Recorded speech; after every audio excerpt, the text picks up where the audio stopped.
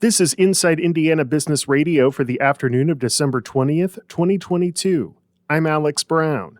The executive managing director of Fishers-based site selection firm Genovis says the state's recently announced record economic development numbers show Indiana continues to perform well, particularly in the Midwest. Larry Gigerich adds there is opportunity for further growth. Certainly manufacturing, life sciences, and then real estate in particular, those three, the state has outperformed many other areas across the country, and those have been the fastest growing areas for the state's GDP. So I think that creates a real opportunity. The state said last week it received $22.2 billion in capital investment commitments, a 260% increase over the previous year.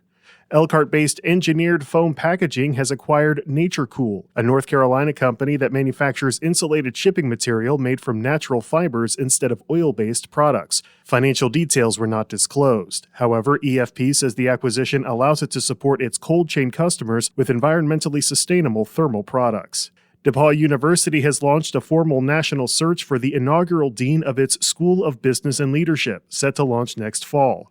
The university first announced plans for the business school in March as part of the 5-year DePauw's Bold and Gold 2027 strategic plan.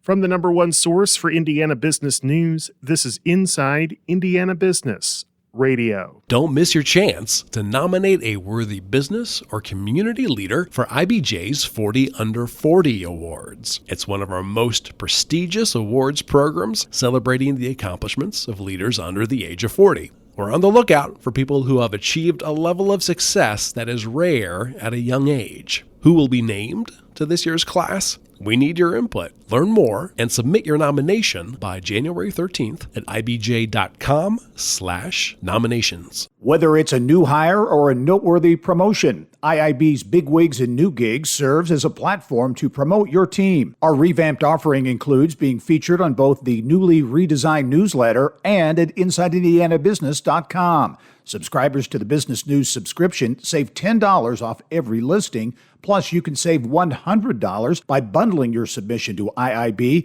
with the Indianapolis Business Journal or the Indiana Lawyer. More at InsideIndianaBusiness.com. Some state senators are touting the possibility of reinventing Indiana's tax structure to determine whether the state could eliminate individual and corporate income taxes. They say it'll take pressure off residents and businesses, but it would also depress future revenue, as others say Indiana needs to invest in its quality of life. Senator Travis Holdman said last week he planned to introduce and pass a bill establishing a blue ribbon commission that would analyze how the state should reorganize its taxes once it fully funds its only outstanding debt, a pension fund for teachers who retired before 1996. The fund, which has just over $8.8 billion left in unfunded liability, is expected to be paid off by 2030, freeing up an additional $1 billion in expenditures annually.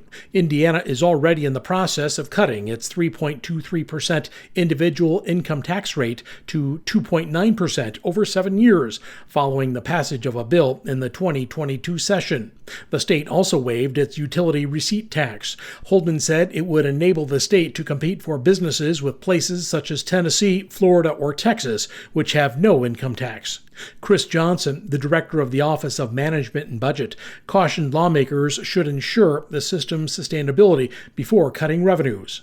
Wes Mills, Inside Indiana Business Radio. The city of Hammond is taking Mishawaka-based Franciscan Health to court in an attempt to block the health system from closing its emergency department to ambulances at Franciscan Health Hammond.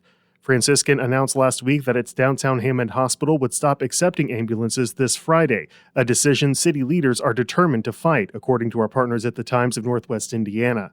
On Monday, the city filed a motion for a temporary restraining order. The motion, filed in Lake Superior Court, says Franciscan's sudden closure presents a healthcare crisis, leaving approximately 80,000 residents without immediate access to emergency medical services.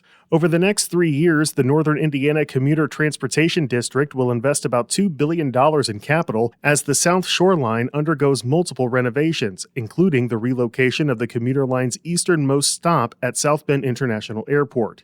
President Mike Nolan says the long-talked-about project to move the station from the east side of the airport to the west side is gaining traction. Getting to the west side of the airport cuts off about 1.5 miles of territory, so we enhance safety, significantly reduce time. It'll be a much better ride. wonderful enhancements, and it'll help us bring South Bend to Chicago down to that 90-minute threshold. He says right now that trip takes about 2.5 hours on average. Environmental studies are scheduled to be complete in September of 2023, at which point the railroad could start applying for grants for the project. Senator Todd Young is this week's guest on the Business and Beyond podcast with Gary Dick, presented by PNC, a weekly conversation with high-profile Hoosiers in business, sports, and entertainment, and beyond. Available now from your favorite podcast provider. I'm Alex Brown for Inside Indiana Business Radio on Demand.